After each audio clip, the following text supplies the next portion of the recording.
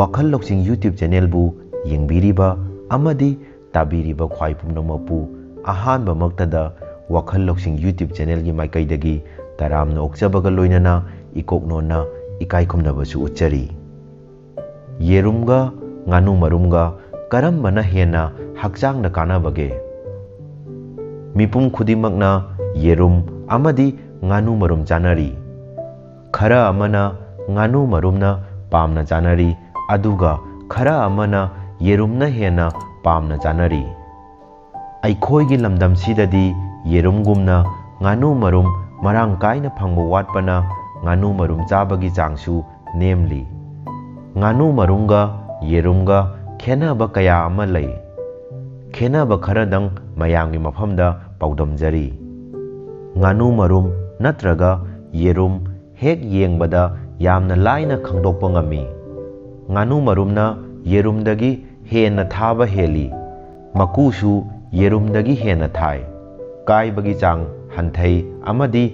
yamdrabada hapta taruk muk ayingwa mafamda thamdragasu marumda ashoiba amata leite amaromdana nganu marumna yerumdagi chawba maramna mamut ki sarukna angouba saruktagi heli marum animak chaba hainaba miyoi singi mot matung inna nganu marumna yerumdagi hena mahau lei chanaba polam kaya sembada yerum sijinnabagum nganu marumsu sijinnaba yai nganu marumna phet ki saruk chang wangna yawba maramna kek sabada हेना पोंखत हनबा ngamhalli ningsing bigadaba amana nganu marumda isingi chang yamna wangbana phutpa matamda henjinna phutkragadi chakan chakan lawi gram chama lumba yerum amadi nganu marumda yauriba energy asi nganu marumdana chamaga marfu manga kilo calorie yawi aduga yerumdana chamaga nifumapon kilo calorie yawi adubu marum animakta carbohydrate ki changdi adumak chap manai protein ki chang yengbadasu nganu marumna chang wangna lei masida sunatana nganu marumda yauriba mineral sing selenium manganese zinc copper potassium sodium phosphorus calcium amadi iron ki changsu yerumdagi wangna lei marum animakta vitamin kharadi manana yawi adubu vitamin khara haibadi thiamine niacin riboflavin pantothenic acid folate vitamin B vitamin D vitamin E vitamin A vitamin B12 amadi retinol gi changdi nganu marumdana khara hena yawi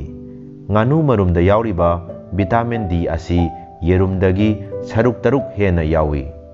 vitamin A na saruk ani hena yawi cholesterol su saruk ani hena yawi vitamin E di 15% hena yawi vitamin K su saruk hena yawi lumba chap manaba nganu marum amadi yerumga yengnabada nganu marumna calorie hena yawi masigi maramdi nganu marumda phet ki saruk hena yawbanani ningsing bigadaba amana thadoktuna thamba yen natraga nganu gi marum singda vitamin gi saruk hena yawbata natana omega 3 fatty acid ki changsu wangna yawi mamutsu hangama pan machuda yakna uba phangi amadi nutrients ki changsu wangna yawi gram chamagi nganu marum amadi yerumda yauriba cholesterol ki chang asi nganu marumda 884 milligram ni amadi yerumdana 425 milligram ni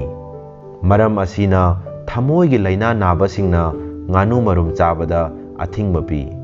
adubu nganu marumda yauriba omega 3 fatty acid asidi miyoi bagi brain gi health yamna fagal halli nganu marum asi alkaline oibana